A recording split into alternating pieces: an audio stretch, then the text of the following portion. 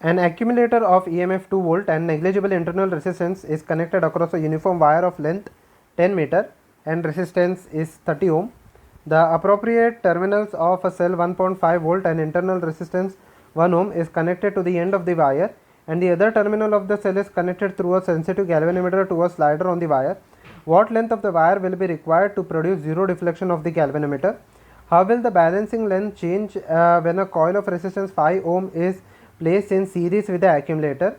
The cell of 1.5 volt is shunted with a 5 ohm resistor. Okay, let me first draw the initial part. Okay, there is an accumulator which means the main driving cell. Okay, of negligible internal resistance. This driving cell is of 2 volt. Okay, of negligible internal resistance is connected with a potentiometer wire. Let this potentiometer wire be equal to AB. Okay, of resistance, the resistance of the potentiometer wire is equal to 30 ohms, and the length of the wire is equal to 10 meter. Okay, the length of the wire over here is equal to 10 meter. Okay, so first of all, let me find out the potential gradient of this wire. Potential gradient of this wire will be equal to I into sigma, where I is the current flowing through the wire and sigma is resistance per unit length. Now I over here will be given by E and just divided by capital R. Okay, since there is no external resistance, since there is no rheostat connected, no internal resistance, so I will be simply equal to E by R. So if I substitute E by R, where R is the resistance of the potentiometer wire and sigma will be equal to R by L. Okay, so basically it will be simply equal to E by L. Okay, it will simply be equal to E by L over here, which is equal to 2 volt divided by the length of the wire is the length of the wire over here is given as 10 meter. Okay, the length of the wire is given as 10 meter, which is equal to 0.2. That is the potentiometer. This is the potential gradient. Okay, now a cell of EMF, EMF 1.5 volt is connected. Okay, in the second case, in the first case, a cell of EMF 1.5 volt is connected, and internal resistance over here is, and the internal resistance over here is, there is certain internal resistance of the internal resistance is 1 ohm. Okay, is connected to this potentiometer wire and touched at certain point. Okay, so the first thing they have asked is what will be the balancing length to give zero deflection. Okay, so basically the when the galvanometer connected over here is gives zero current over here, there will be no part of the internal resistance playing. Okay, there will be no part of internal resistance playing in this sum. Okay, so basically we will get the answer as potential gradient will be equal to V divided by L.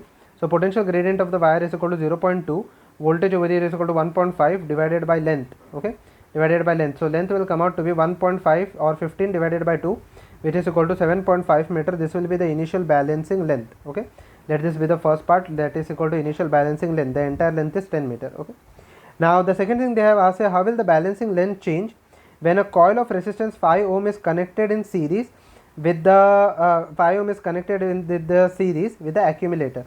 It means that in the first case we have connected an accumulator, let us say a wire or a rheostat of 5 ohm is connected in series with this part. Okay, now the current in the wire will change. Now the current in the wire will be equal to E capital R plus RH. RH is the rheostat resistance or the external resistance that is connected. That is equal to EMF of the cell will be the EMF of the cell is given as 2 volt. The resistance over here, the resistance of the wire is given as 30 ohms, and there is 5 ohm connected in series. Okay, so which will be equal to 2 divided by 35. Okay, now the new potential gradient in the second case, this is the potential gradient in the second case, will be equal to 2 divided by 35 into R by L. R over here, the resistance of the wire is given as 30 divided by the length of the wire is 10. Okay, so this will get cancelled out, so it will be equal to 6 divided by 35. Okay, so in the second case the balancing length will be equal to 6 by 35 will be equal to V by L. V over here is equal to 1.5 and length let it be equal to L over here. Okay, so the length of the wire will be equal to 1.5 into 35 divided by 6. So 1.5 fours are, so 35 divided by 4 will be equal to, this will be equal to 35 divided by 2 is equal to 17.5. half of that will be equal to 8.75 meter. This will be the new balancing length of the wire. Okay, this will be the new balancing length of the wire. Okay, and in the B case the cell of 1.5 volt is shunted by a resistor of 5 ohm. It means that the same cell, now there is a shunt resistance of there is an extra shunt resistance of 5 ohm connected. Okay, so there is a shunt resistance of 5 ohm connected. In this case the original, I can say that small r by capital R is equal to L1 minus L2 divided by L2. Okay, where L2 is the new length. Okay, L2 is the new length when L2 is the new length when I connect a certain wire. Okay, when I connect a certain wire, L2 is the new length over here. Okay, so it will be equal to, so basically it will be equal to, okay, so small r over here is equal to 1, capital R is equal to 5. The original length obtained was in the first case it was 7.5 meter. So it will be equal to 7.5 minus L2 divided by L2. So when I multiply L2 over here, it will be equal to L2 is equal to 5 into 7.5, which is equal to 31.5 minus 5 L2. So L2, I will shift this on the left hand side. Okay, so it will be equal to 6 L2 is equal to 31.5. Okay, or L2 over here will be equal to 31.5 divided by 6, which will be equal to 5.25. Okay, so this will be the new balancing length when there is a certain wire connected,